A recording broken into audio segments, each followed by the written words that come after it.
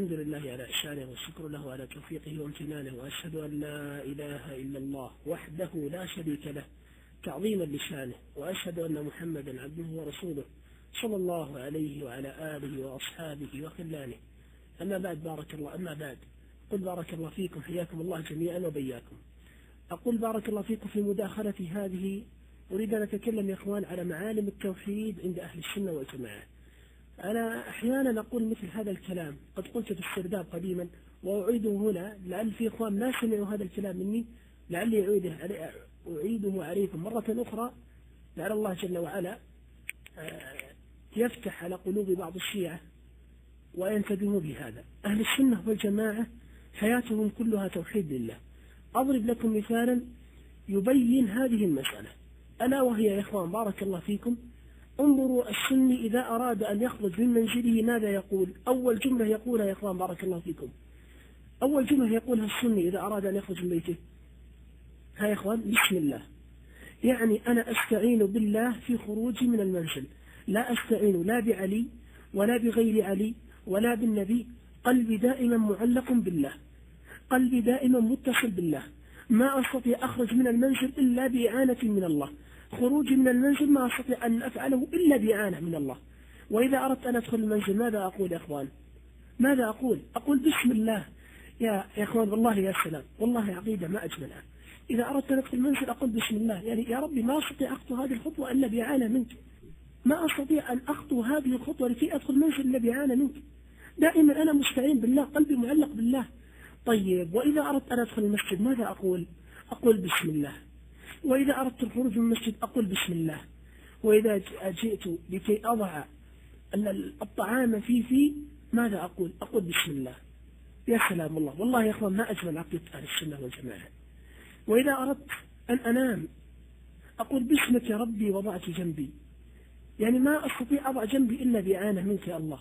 والله يا أخوان ما أجمل عقيدة أهل السنة في جميع أحوالهم، في جميع حركاتهم، في جميع سكناتهم، قلوبهم معلقة بالله، قلوبهم في جميع أحوالهم معلقة بالله، معتمدين بالله، معتمدين على الله جل وعلا. طمنت جل شأنك. ومن معالم التوحيد التي أذكرها عند بعض علماء أهل السنة، كان شيخ الإسلام ابن تيمية كان يقول إذا مدح يقول ليس مني شيء ولا عندي شيء، لست بشيء ولا عندي شيء ولا مني شيء، أنا المكدي ابن المكدي، هكذا كان أبي وجدي. وكان يقول أنا الفقير إلى رب البريات، أنا المشركين في مجموع حالاتي. هكذا حال السني في جميع حاله مفتقر لله، يشعر يا إخوان يعني بالضعف والحاجة لله جل وعلا. ودائما على أذهانهم حديث ابن عباس، يا غلام إني أعلمك كلمات طيبة، وإذا استعنت فاستعن بالله واعلم أن وإذا استعنت فاستعن بالله واعلم أن الأمة لو اجتمعت على أن يضروك بشيء لن يضروك بشيء إلا قد كتبه الله لك، واعلم أن الأمة لو اجتمعت على أن ينفعوك بشيء لن ينفعوك إلا بشيء قد كتبه الله عليك، إلى آخر ما نراه في حياة السني من معالم التوحيد.